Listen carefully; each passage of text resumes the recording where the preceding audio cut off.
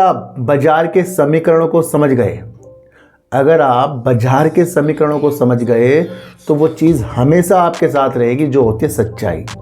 कि अगर किसी कंपनी के शेयरों के अंदर तेजी है और क्यों है, किस लिए है, ये आपको पता लग जाए तो वाकई आप समीकरणों को जान रहे हैं।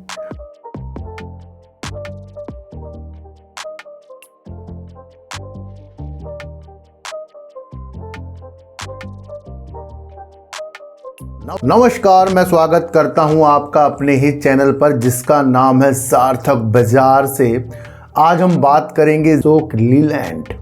और अशोक लीलैंड वाकई लाजवाब है। पिछले 6 महीने से लगातार कंपनी का शेयर जो है चढ़ावट की ओर है। बोनस देने के बाद तो कंपनी के शेयरों के अंदर रैली बन गई है और शेयर ने आज 215 रुपये के आपको हाई लगाए हैं। उस नीतियों को भी आज हम समझकर चलेंगे। इन दोनों नीतियों से पहले 1 मिनट बात करेंगे स्थितियों के ऊपर। देखो सर, अगर आप बाजार के समीकरणों को समझ गए, अगर आप बाजार के समीकरणों को समझ गए तो वो चीज़ हमेशा आपके साथ रहेगी जो होती है सच्चाई। कि अगर किसी कंपनी के शेयरों के अंदर तेजी है और क्यों है, किस लिए है, ये आपको पता लग जाए तो वाकई आप समीकरणों को जान रहे हैं। और अगर किसी कंपनी के अंदर बिना बात में तेजी आ रही है और हमें कुछ पता नहीं लग रहा है तो वहाँ टेंशन के विषय बन जाते हैं। इसलिए आपको बाजार के समीकरण जो है ना, इसको हमेशा अपने माइंड में रखने हैं और समझना है एक चीज़ से दूसरी चीज़ हमें कैसे समझ में आ सकती है। यानी कि एक कंपनी में जो जो गतिविधियाँ हो रही, क्योंकि ऑपरेटर तो वही है ना।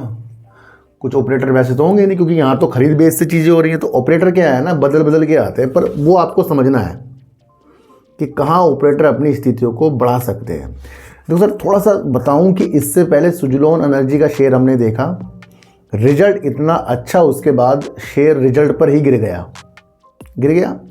वहाँ पर भी मैंने आपको बताई थी, वहाँ पर भी जनवरी में सुजलोन एनर्जी के अंदर खरीदारी चली थी और शेयर 50-51 पर गया, फिर वहाँ से गिरावट की ओर है। तो यानी कि रिजल्ट की जो तैयारी है ना, पहले हो गई है। और रिजल्ट के दिन अच्छा हुआ तो क्या हुआ, कुछ लोग रिजल्ट का इंतजार करते हैं ना, रिजल्ट कैसा है, तो रिजल्ट चलती मार्केट में आ गया। और जब चलती मार्केट में रिजल्ट आ गया तो क्या हुआ, एकदम बाइंग बनी। और एकदम जब बाइंग बनी तो जो पहले से अपनी होल्डिंग लेकर ऑपरेटर बैठे थे वो निकल गए। तो क्या हुआ, शेयर प्राइस नीचे आ गया। ऐसा ही आज वाक्य हुआ है अशोक लीलैंड के ऊपर। और अशोक लीलैंड जानदार कंपनी, अच्छी कंपनी, और उसकी आज तेजी हमने आज उसके रिजल्ट पे होती हुई देखने को मिली, जब रिजल्ट उसका भी चलती बाजार में आया है। तो जब चलते बाजार में रिजल्ट आया और आपको पता है कि उससे पहले तेजी आ रही है, यानी कि अगर आप चार्ट देख लें तो 20 जनवरी से इसमें तेजी आई है। और उस तेजी का नतीजा ये है, लगातार शेयर बढ़त की ओर था। और आज इसका रिजल्ट था, रिजल्ट से पहले इसने 214.15 का हाई लगा दिया। और अब जिसने इसके रिजल्ट को देखकर शेयरों को 13, 14, 15 पे लिया होगा, वो आज टेंशन ले रहा होगा। क्यों? क्योंकि वहाँ से ही तेजी नीचे आ गई है। तो जो ये रिजल्ट आया था, इसकी खरीदारी कब हुई है, 20 जनवरी से खरीदारी चल रही थी। आज वो लोग बेच कर गए जिनको शॉर्ट टर्म में पैसा कमाना था। और आज जिन्होंने ऊपर खरीदा है ना, गलती से भी खरीद लिया होगा, तो लॉन्ग टर्म के लिए ये शेयर बहुत बेहतरीन है। कुछ चीज़ें होती हैं जहाँ गलतियाँ हो जाती हैं, पर उस गलतियों को अगर आप समझ जाएं तो वो आपके लिए बेहतर बन सकती है। तो मैंने क्या कहा, मैं समझा रहा हूँ, यहाँ पहले ही खरीदारी चल रही थी। जैसे सुजलोन में चली थी जनवरी में, इसमें भी जनवरी में चली। रिजल्ट चलती मार्केट में दोनों का आया। एक बाइंग वो आई जिन्होंने रिजल्ट देखा कि बहुत अच्छा रिजल्ट दे दिया अशोक लीलैंड ने। दूसरी सेलिंग वो हुई जो पहले से शेयरों को लेकर बढ़ रहे थे, तो उनको कितना फ़ायदा हुआ है। वैसे ये शेयर मैं आपको बताऊँ, लगातार 6 महीने से आपको तेजी के माहौल पे मिला है अशोक लीलैंड। तो उस दौरान कोई बड़ी इसके अंदर गिरावट नहीं आई है कि जहां कुछ प्रॉफिट बुकिंग कुछ लोगों ने कर लिया हो। आज वो प्रॉफिट बुकिंग आपको 6 महीने बाद देखने को मिली है, तो वो उसके रिजल्ट के साथ। तो यहाँ से जो गिरावट हुई है तो सोचने में मजबूर कर दिया कि क्या ये कंपनी ख़राब हो गई कि जब इतना अच्छा रिजल्ट आ गया। समझ गए? तो ये समीकरण मैंने आपको आज भली भांति अशोक लीलैंड में समझाया। इसे आगे भी कंपनियों में आपको देखना है, परखना है क्या ऐसा होता है ना। तो थोड़ा सा मैं अब आपको अशोक लीलैंड का बताऊंगा, उसके बाद फिर हम जीटीएल इंफ्रा की तरफ चलेंगे। तो सर, अशोक लीलैंड के Q3 के नतीजे आ गए हैं। शुद्ध लाभ में सालाना आधार पर 4.5% की वृद्धि दर्ज की गई और 796 करोड़ रुपए तक का इसका प्रॉफिट आया है, जो बढ़ते क्रम में है। और अगर इसकी हम सेल देखें तो करीब करीब 11,534 करोड़ की, जो साल दर साल करीब करीब 22% की तेजी है। तो साल दर साल कंपनी ने अपनी सेल, अपने प्रॉफिट को बढ़त की ओर रखा, उसके बावजूद भी कंपनी का शेयर गिरा है। तो जब गिरती है कुछ चीज़ और वो अच्छी होती है तो उसकी मजबूती आपको समझनी है कि ये जो कंपनी है ना, ये फ्यूचर में धमाल कर देगी भैया, जो इसके अंदर के कार्य हैं। तो ये आप समझकर चल सकते हैं। दूसरी स्थिति को अगर मैं आपको बताऊं तो कंपनी के अंदर से आवाज़ आई है। कंपनी का स्थितियाँ देखेंगे, कंपनी ने मीडियम जो वाहन होते हैं, हैवी वाहन होते हैं, जो कमर्शियल वाहन होते हैं, उसके अंदर कितनी बिक्री है, जो लाइट वाहन, जो हल्के वाहन है, उसके अंदर कितनी बिक्री है, और जो निर्यात इन्होंने किया है क्या वो वृद्धि की तरफ है? तो भैया तीनों सेक्शन इनके वृद्धि की ओर है।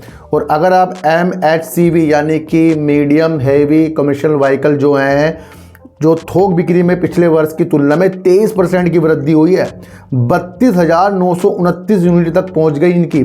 तो करीब करीब 23% की इनकी भारी और हल्के, भारी और मध्यम जो वाहन होते हैं उनकी बिक्री हुई है। अब हल्के वाहन की बिक्री देखें LCV की, तो करीब करीब 30% की वृद्धि हुई है, जो 20,518 यूनिट बिकी है। दूसरी अगर हम देखें तो कंपनी ने निर्यात पर कंपनी काफ़ी ध्यान लगा रही है। मैंने आपको पहले भी ये सारी बेवकूफ़ी बताई है। तो तीनों चीज़ों के अंदर कंपनी ने धमाके दिखा दिए हैं और 20% की वृद्धि जो है कंपनी ने कर दी है निर्यात में, जो 4,965 यूनिट तक पहुंच गई है। तो सभी क्षेत्रों में कंपनी ने अपने जो भी MHCV, LCV और ये निर्यात की स्थितियां तीनों में कामयाब रही है। रिजल्ट बढ़ोतरी की तरफ है, प्रॉफिट बढ़ोतरी की तरफ है। तो कहाँ बेकार रिजल्ट है? मैंने आपको कहा कि रिजल्ट पर आपको उदासी, निराशा या अच्छाई या मज़े वाली स्थिति के साथ नहीं देखना है, उसको समझना है।